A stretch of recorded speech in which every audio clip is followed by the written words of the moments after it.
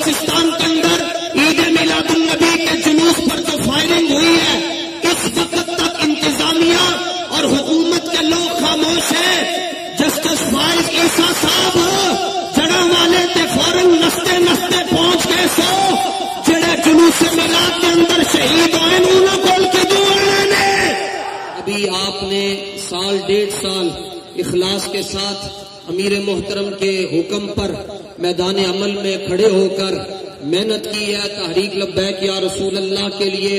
نظام مصطفیٰ کے نفاذ اور مقام مصطفیٰ کے تحفظ کے لیے. اور آپ کی محنت کا صلہ یہ ہے کہ آج دشمن بھی سروے کروا کر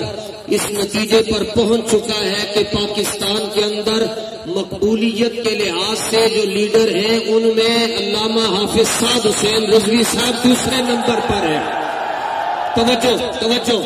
جب یہ خبر چلی تو میرے ذہن میں صرف قرآن مجید کی یہ آیت کریمہ آئی کہ جھوٹوں پر اللہ کی لعنت ہوتی ہے، جنہوں نے ناموس رسالت پر ڈٹ کر پہرا دیا ہو ان کا نمبر پہلا ہی ہوا کرتا ہے. آپ حضرات نے لوگوں کی باتوں میں نہیں آنا اور آج اس عید میلاد النبی کے جلوس پر یہاں پر عہد کر کے جائیں کہ ہم نے ہر حال میں تحریک لبیک کے جھنڈے کے نیچے کھڑے رہنا ہے. اور یہ بات بھی آپ کی خدمت میں عرض کرتا چلوں، خدا کی عزت اور جلال کی قسم ہے، پاکستان کے جتنے ادارے،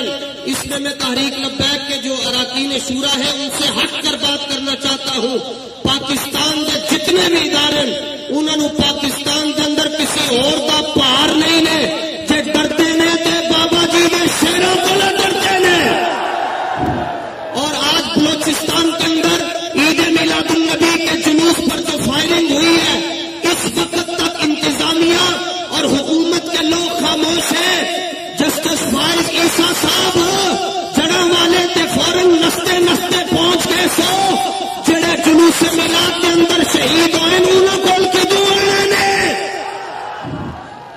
تحریک لبیک یا رسول اللہ ہی آخری امید ہے اور انشاءاللہ رسول